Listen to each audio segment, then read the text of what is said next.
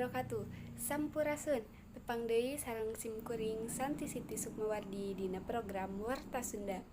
Aya warta naon wae dina dinten ayeuna teh, mangga urang sakseni warta salengkepna. Longsor di Desa Sukaraja, Kabupaten Bogor di awal tahun 2020. Longsor anu lumangsur di Desa Sukaraja, Kabupaten Bogor, Jawa Barat, nyebabkeun puluhan imah ruksak kulantaran katarajang material banjir. Di Kampung Cipetih, Bogor, Jumaah 3 Januari 2020, katembong imah-imah nu aya di deukeut gawir kaurug ku taneuh. Ngan ukur aya sababaraha di antara nu tembong bagian hareupna jeung sababaraha deui rata kaurug ku taneuh. Aya 30 imah anu kaurug ku taneuh, eta sakampung anu ukur di dieu.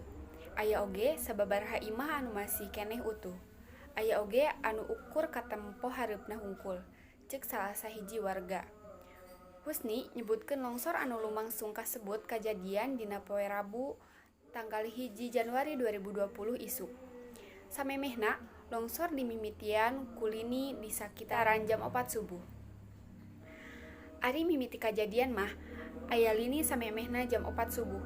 Terus, taneuh eta mimiti longsor teh sakitar jam 5 saenggeus abdi salat subuh. Terus, taneuh langsung ambrul, longsor ngurug imah-imah nu aya di dieu. Carita Husni. Kiwari sakabeh warga oge ngungsi ka imah-imah tetangga jeung dulurna nu aya di sakitaran kampung. Salain ku sabab imahna ruksak, warga oge ngaku sieun aya longsor susulan. Pamiarsa mung sakitu anu kapihatur ku program Warta Sunda dinten ayeuna.